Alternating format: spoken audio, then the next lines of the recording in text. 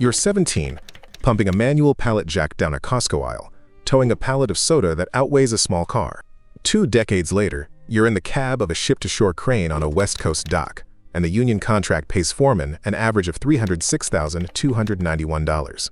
It's the same move both times. 2 steel forks slid under a load, a counterweight you've learned to trust.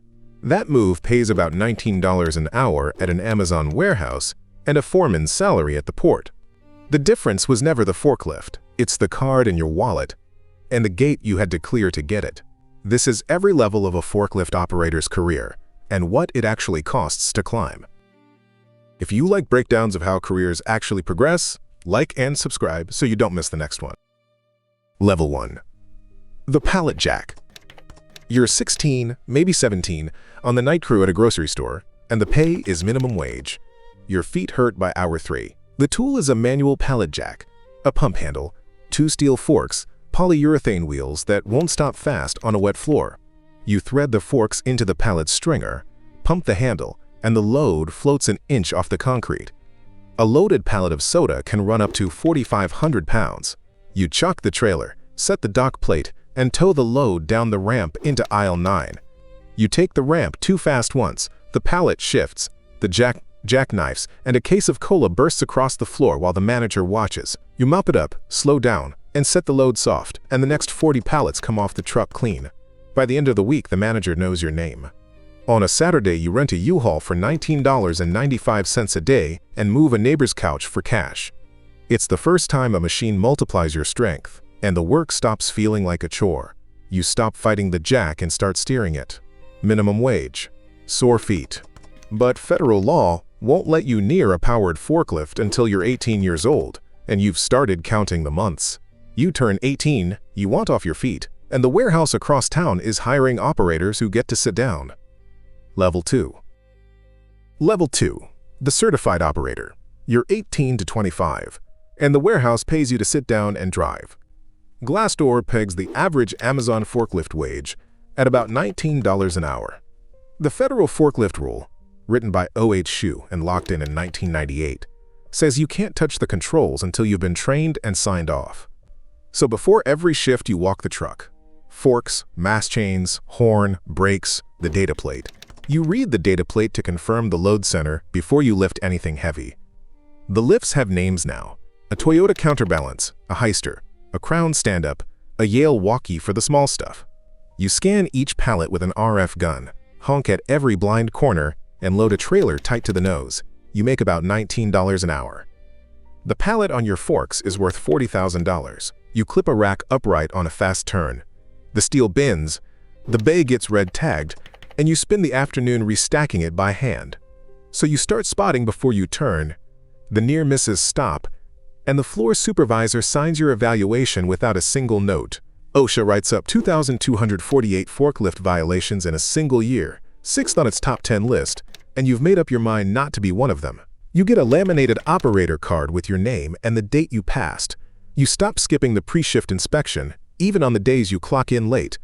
Forks, mast, carriage, but the floor is flat and the racks are low, and the real money starts where the aisles get narrow and the air turns cold. Level 3. Level 3. The cold storage specialist. You're 22 to 30, and you've stopped working in the warmth. Cold storage reach operators start around $24 to $26 an hour, with a night shift premium on top. The freezer runs as low as 20 below zero, and you work it in a heated cab, gloved, breath fogging the glass. The truck is a Raymond reach. You stand sideways and pantograph the forks deep into double-deep racking. The aisle is so narrow the truck rides a wire buried in the floor. In the trade they call it VNA, very narrow aisle. You gear up for the cold, inspect the truck and the harness, then enter the aisle on wire guidance. You raise the load, line it up with a laser fork height guide, and set the pallet double deep. Blind to the far side, going on the guide and instinct. A cold storage manager named Anthony Espinoza, who runs a sub-zero freezer for Americold, says a rack collapse means the entire roof will come down. He says the cold suits him fine. I love the cold, it preserves me. So you respect the height and the steel every single time. Then one night a set goes wrong. On a double deep near the top beam, the pallet catches the lip of the rack and tips a degree you can feel through the controls. Stop.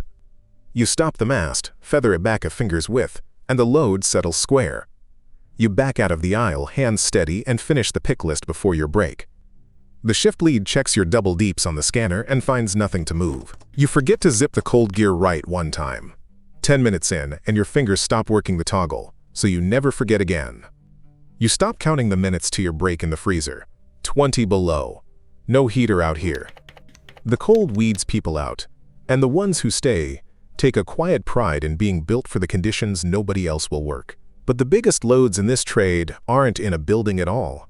They're out on an open job site, in the sun, lifted by a machine that grew a boom. Level 4. Level 4. The heavy equipment operator. You're 25 to 40, and the forklift has grown a boom. The Bureau of Labor Statistics puts crane and tower operators at $68,040 a year. The machine is a telehandler now, a Genie, a JLG, a Skytrack, and you rent it from a United Rentals yard by the day. You arrive on site and walk the ground for soft fill and the sky for power lines before you touch the controls. You set the outriggers, attach the right carriage, and read the load chart before every pick. You watch the load moment indicator climb as the boom extends. The credential is real. The National Crane Certification is a 95-question exam you have to pass to run the bigger iron. The machine rents for a few $100s a day. It's raising trusses onto a multi-million-dollar build. A New York City crane operator named Dan Mooney built his own mobile crane and used it to put up a Manhattan hotel tower. When he first raised it on a job, he says, "As soon as I put that up, my phone went bonkers." You make a pick near a live power line. Outriggers set on uneven ground, the indicator creeping toward the line. You set the boom slow, the spotter calls it clear, and the truss lands on the upper deck without a sway. You skip the ground walk once and an outrigger sinks into soft fill. The machine lists, the tilt alarm screams, and you bring the boom in before it becomes a story. You read the load chart once now, not 3 times. Diesel, gravel, boom up. The higher and farther the boom goes, the more the job becomes math you do with your hands, with a crew waiting on the deck. But you can only ever place what the machine can carry, and the next move isn't operating at all. It's owning the iron and the people who run it. Level 5. Level 5. The rigger. You're 30 to 55, and you don't drive the forklift anymore. You plan the lift. Millwrights average about $51,000 a year, but a single plant relocation can bill anywhere from $12,000 to over $200,000. The job is chains, shackles, slings, rigging skates, gantries, and a precision level that reads to thousandths. You survey the site, write the lift plan, then disassemble, transport, reassemble, and align the machine to its new pad to within thousandths of an inch. You thread the chains to a press too heavy to guess at and jack and roll it onto skates, walking it through a doorway with inches to spare. Brett Wood runs Toyota Material Handling North America out of Columbus, Indiana, a business that turns over about $6 billion a year. He started lower on this same ladder. "I've walked in their shoes," he says, "and I really feel like I lead by example." You underrate a sling on a delicate move once, and it slips a 1/4 inch and scuffs a casting. So you re-rig it, respec every sling on the job, and the machine lands on its pad without another mark. The plant signs off on the relocation with 0 damage, and the next factory calls before you've coiled the chains. Or you stop turning wrenches altogether and buy the shop, carrying a fleet of forklifts on a note with your name on the loan. You stop quoting jobs by the hour and start quoting them by the machine. Chains, skates, levels. At this rung, the forks are almost gone, and what's left is the judgment about weight that started on a pallet jack when you were 17. But there's a tier where the same instinct earns more than any owner, more than most doctors, and it isn't in a warehouse at all. Level 6. Level 6. The longshoreman. You're 35 to 60, and you spent years as a casual to stand here. The West Coast Longshore Union, the ILWU, hands out its registered cards slowly and rations them on purpose. A casual scrapes for a few hours of work a week. A compensation study commissioned by the Pacific Maritime Association puts a registered Class A worker at an average of $197,514 a year. Foremen and walking bosses average $306,291. You report to the dispatch hall, badge in with a TWIC card, and wait for your letter in the rotation. Between vessels, you run a jitney across the dock hauling gear. You take every job the hall throws at a casual, graveyard, weekends, the vessels nobody wants. The hours add up, your name climbs the list, and one day your letter comes up. You sign the registry, and the Class A card goes in your wallet.